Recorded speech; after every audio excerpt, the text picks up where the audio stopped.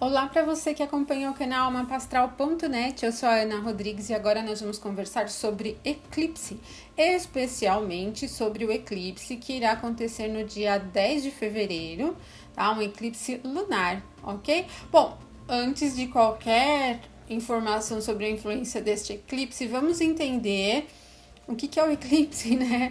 Bom, eclipse é quando um planeta, um astro, né, tem a luz dele, né, ofuscada pela interpolação, a intersecção de um outro planeta. Então ele diminui, o eclipse ele representa um escurecimento de um astro pela interferência de um segundo astro.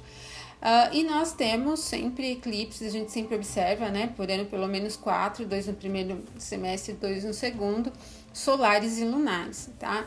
Este que vai acontecer no dia 10 de fevereiro é um eclipse lunar, penumbral. Ele é um eclipse que a gente chama de eclipse de lua cheia, tá? Ele acontece devido ao fato da lua passar ali na sombra, né, na parte da penumbra que a gente chama, e nesse eclipse ela vai passar inteira ali na faixa da penumbra, então é um eclipse penumbral total, né? E é interessante a gente observar que, astrologicamente falando, esse eclipse ele vai acontecer no signo de Leão.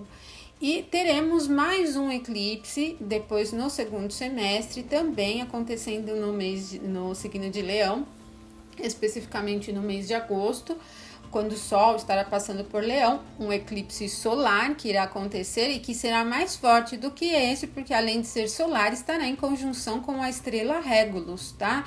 Eu fiz um vídeo aqui há pouco tempo sobre as estrelas fixas, então Régulus é a estrela que fica próxima da eclíptica, né, o caminho que o Sol percorre, e ela é a estrela com características mais benéficas, tá, do grupo das estrelas fixas. Bom, todo eclipse ele tem um regente, tem um planeta que coordena a influência dele, né? E de acordo com o cefarial, a gente tem um decanato onde acontece o eclipse como um ponto importante para a gente determinar essa regência. Então, ele vai acontecer exatamente em 22 graus de Leão. A Lua estará em 22 graus de Leão, né? E o Sol em 22 graus de Aquário. Como nós estamos falando de um eclipse lunar, penumbral, né? Então, a influência da Lua aqui acaba sendo importante. Este terceiro decanato, de acordo com a tabela de dignidades essenciais de Ptolomeu, é o decanato relacionado a Marte. Vocês lembram o que é o decanato? A gente tem os 12 signos do zodíaco que completa a roda zodiacal, tá? Uma roda tem 360 graus, quando a gente divide por 12, que é o número dos signos, né? São 12 signos zodiacais, nós temos 30 graus para cada signo. Dividindo ainda esses 30 graus em 3 grupos, nós temos 3 grupos de 10 graus cada um, que nós chamamos de decanatos, tá? E existe, ou face também, né? E existem aí algumas diferenças, enfim, em termos de regência e tal, porque existe uma tendência mais moderna e uma tendência clássica, tá? Na tendência clássica, na tabela de dignidades de Ptolomeu, o terceiro decanato de Leão é atribuído à regência de Marte, ok? Então a gente já pode pensar, de acordo com o cefarial, que Marte seria um planeta importante, traria uma influência importante para esse eclipse que vai acontecer no dia 10 de fevereiro. Agora, Ptolomeu também fala que o regente do eclipse, né, é o planeta que tem mais dignidades no grau exato onde ele vai acontecer. Então, o grau exato é 22 graus de Leão. O que a gente olha? A gente pega uma tabela de dignidades de Ptolomeu e olha exatamente na faixa de 22 graus qual é o planeta que está mais forte em termos de dignidade. Se a gente observar, o planeta que tem mais dignidades é o Júpiter, tá? Ele rege a triplicidade do elemento fogo, do qual pertence Leão, né? E rege também o termo, é uma dignidade também essencial, tá? Naturalmente, numa astrologia mais moderna, usa-se muito domicílio e exaltação só, né? Mas existe a triplicidade, existe o termo, existe a face, e o Júpiter, ele rege a triplicidade do fogo e o termo, onde está, né, o 22 graus do signo de Leão, tá? Então, a gente tem, então, duas maneiras de olhar como um regente desse eclipse, o Marte e o Júpiter. Só que o Júpiter vai entrar no movimento retrógrado agora no dia 6, né? Estará no movimento retrógrado aí até o mês de junho. E então ele tem uma dignidade essencial, né? Ele está forte ali, é o Almuten daquele grau, mas ele tem uma debilidade acidental, que é a questão do movimento retrógrado, tá? E o Marte tinindo ali, posicionado no signo de Áries, que é o signo que ele rege, então ele está numa dignidade bem forte. Bom, de qualquer maneira, a gente pode olhar para os dois como uma influência importante dentro desse eclipse. Os eclipses, eles não atingem a todos da mesma maneira, né? Num âmbito mais mundial, existem as faixas que têm relação com o signo de Leão, as faixas dos países, as regiões que têm relação com o signo de Leão, que podem sentir mais intensamente, mais fortemente essa influência. A Áustria, a Bélgica, a Itália, a República Tcheca, a Turquia e a Síria, tá? Bom, não precisa nem a gente ir muito a fundo, que a gente já sabe que a Síria está passando por um processo, um momento muito difícil, né, da história, e então o eclipse ele tende a trazer ainda mais coisas em torno disso. O eclipse ele não significa que vem alguma coisa muito bombástica, tá, gente? Às vezes é uma coisa que não tão bombástica, mas que acaba contribuindo como um peso, algo importante ali. E outra questão também, muitas coisas acontecem que não chegam ao nosso conhecimento. Se acontecer alguma coisa lá na República Tcheca que não seja tão marcante, talvez a gente aqui no Brasil nem saiba o que está acontecendo, tá? Então eu acho que é mais tirar um pouco esse peso de que o eclipse é alguma coisa somente nefasta ou então altamente transformadora que vai provocar uma mudança radical. Nem sempre, né? Ok? Bom, mas ele pode também influenciar outras regiões de acordo com o mapa das próprias regiões, que é o caso do Brasil, né? O Brasil tem ascendente no signo de Aquário, em 22 graus de Aquário, e então a casa 7 do Brasil começa em 22 graus de Leão, que é exatamente o grau onde acontece o eclipse. Então, o Brasil vai ter uma oposição desse eclipse ao ascendente, certo? E o que significa isso em termos mais da astrologia mundana, né? Primeiro, a casa 1, que é a casa do ascendente em termos mundanos, significa o próprio povo, a reputação do povo e tal. E a casa 7 representa as parcerias com outros países. Mas a gente tem, lembre-se, né? A questão do Marte, do Júpiter como um regente, e o Marte, ele rege o quê? A corrupção, é um dos pontos, né? Marte é um regente natural de corrupção, mas ele é um regente natural de briga, de conflito, de dificuldades mesmo, né? E também tem uma questão importante, gente. Se naturalmente a gente olha para os eclipses só em termos de conjunção e oposição, que é um ponto mais forte. Mas se a gente abre um pouco essa questão e acaba observando os outros aspectos, trígonos, quadraturas e sextes, a gente acaba percebendo que o eclipse vai formar uma quadratura com o meio do céu, né?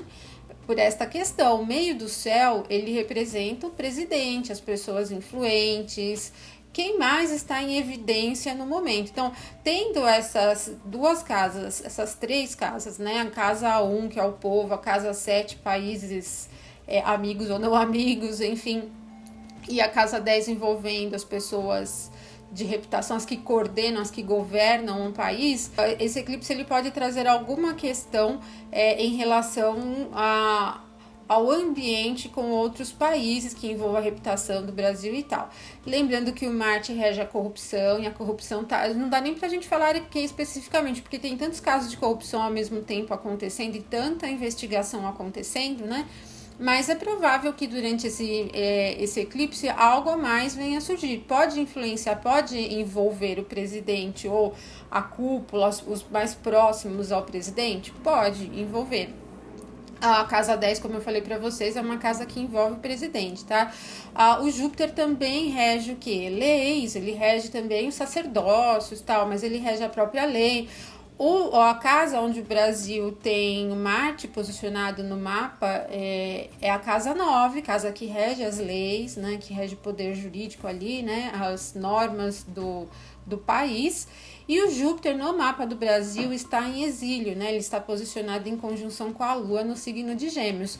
Então, assim, existe uma configuração para o Brasil durante esse eclipse que favorece essa questão da corrupção ainda mais acentuada, trazendo algum ponto novo à tona, que pode envolver as pessoas mais próximas ali ao próprio presidente, e essas notícias podem acabar sendo ainda mais levadas assim em termos de reputação do país, né? Enfim, a Casa 10, ela também rege, ela tem como assunto as questões das pessoas importantes, né? E a gente tem o juiz Sérgio Moro aqui como um ponto importante nesse processo todo de investigação da Lava Jato. Então, também isso pode representar um momento em que, mais um momento, né, em que ele ganha uma evidência ali. Enfim, os assuntos de corrupção aí tendem a tomar uma atenção, né, tendem a trazer uma atenção maior durante esse ciclo, e o que não é muito novidade, tá, mas pode surgir alguma notícia nova, algum evento novo importante. Bom, vejam só o que o William Lilly, que foi um astrólogo muito importante do século XVII, diz sobre a questão do eclipse em Leão. Ele diz assim: um eclipse em Leão infla e anima as disposições das pessoas por novidades, desejando novas leis e novos governadores, tá? E sobre o Marte, ele acrescenta bem intensamente que geralmente é a causa de corrupção em relação à secura que ele representa, né? Marte é seco. E isso especialmente quando ele está em um signo de fogo. Então, Marte está agora passando pelo signo de Áries, então é uma tendência muito forte do assunto da corrupção trazer mais uma pimentinha aí para esquentar toda essa confusão, todo esse assunto da corrupção aqui no Brasil, tá? Bom, existem pessoas, astrólogos, né? Existem astrólogos que acabam fazendo os mapas de eclipses para as regiões específicas para verificar, como a gente acabou olhando aqui rapidinho o caso do Brasil. Isso é uma avaliação muito superficial, eu não entrei em detalhes não, mas é mais para explicar para vocês como funciona, tá bom? Agora, em nível pessoal, gente, como que o eclipse afeta? Ele não afeta todos, tá, gente? Isso é uma questão importante, ele não vai influenciar todo mundo.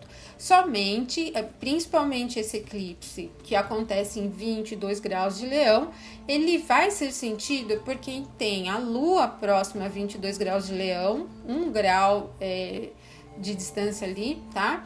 A Lua perto de 22 graus de Aquário também, porque vai receber uma oposição.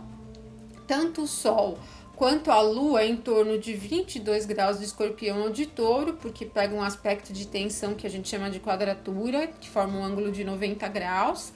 Também se tiver Leão no meio do céu, né, tiver o meio do céu ali em torno de 22 graus, ou também o ascendente em torno de 22 graus, né, acaba recebendo muito fortemente. Agora, às vezes acontece da pessoa ter mais de uma desses pontos, aí a gente tem que olhar o mapa individual mesmo, tá?